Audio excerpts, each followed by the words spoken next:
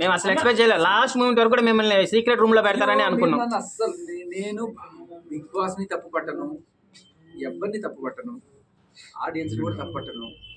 కానీ నేను ఒకటే బాధపడేది ఏంటంటే నేను ఎలిమినేట్ అయ్యేందుకు కూడా కాదు, నేను ఇచ్చిన కంటెంట్ బయటికి రాలేదే.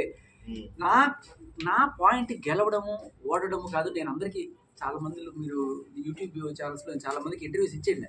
ఎందుకు వెళ్తున్నాను అంటే నేను ఎంటర్టైన్ చేయడానికి వెళ్తున్నాను తప్ప, నేను మనసులు గెలుచుకోవడానికి వెళ్తున్నాను తప్ప గేమ్ గెలవడానికి. ఆ ప్రయత్నంలో గేమ్ గెలిస్తే గెలుస్తానేమో, కానీ నేను గేమ్ గెలవడానికో కుట్రలు కుతంత్రాలు చేయడానికో పాలిటిక్స్ చేయడానికో ఇలాంటివి కాదు. ఉన్నంతసేపు ఎంటర్టైన్ చేసామా, చేయలేని అనుకున్నప్పుడు బయటకు వచ్చేసాం. అంటే బిగ్ బాస్ టీమ్ కావాలనే స్టార్ మా వాళ్ళని సీరియల్ యాక్టర్స్ ని వాళ్ళ కంటెంట్ చూపించి మీ కంటెంట్ ని జాచారనుకోవచ్చా? అంటే వాళ్ళని హైప్ చేసి మిమ్మల్ని డౌన్ చేసి.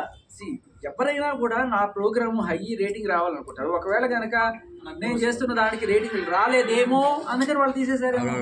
మనకు తెలియదు అవన్నీ కూడా. మీరు కొంతమంది ఎంజాయ్ చేస్తున్నారు. నబిల్ విషయంలో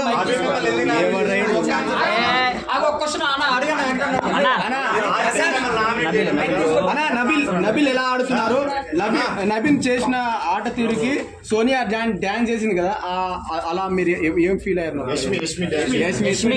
అంటే నబిల్ చాలా జెన్యూన్ గా ఆనెస్ట్ గా ఆడతాడు, 100% పెట్టి ఆడదాం అనుకుంటాడు. సో